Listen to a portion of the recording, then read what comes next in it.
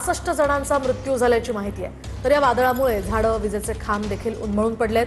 अनेक भागांमध्ये वीज पुरवठा यामुळे खंडित झालाय। ग्रामीण भागात मातीच्या घरांचंही नुकसान झालंय, शिवाय पिकांचं सुद्धा नुकसान झालंय। वादळात पत्र्यासह हवेत उडतानाचा एका व्यक्तीचा व्हिडिओ सध्या व्हायरल होतोय। उत्तर प्रदेशात मुसळधार पावसाचा हाहाकार पाहायला मिळतोय। वादळी वाऱ्यामुळे 62 जणांचा मृत्यू झालाय। सोसायटीच्या वाऱ्यामुळे झाडं आणि विजेचे खांब उन्मळून पडले, त्यामुळे अनेक भागातील वीज पुरवठाही खंडित करण्यात आला। ग्रामीण भागात मातीची घरं आणि पत्र्याचे शेड उडून गेलेत, तसंच पिकांचंही मोठं नुकसान झालंय।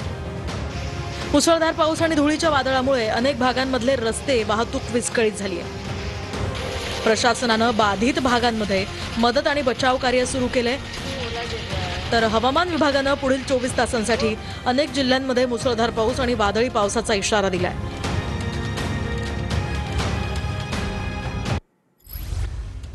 तर उत्तर प्रदेशमध्ये वादळामुळे प्रचंड नुकसान झालंय। तब्बल 62 जणांचा यामुळे मृत्यू झाल्याचंही कळतंय। आताच आपण या वादळाची ही तीव्रता पाहिली आहे। पिकांचं त्या ठिकाणी मोठं नुकसान झालंय।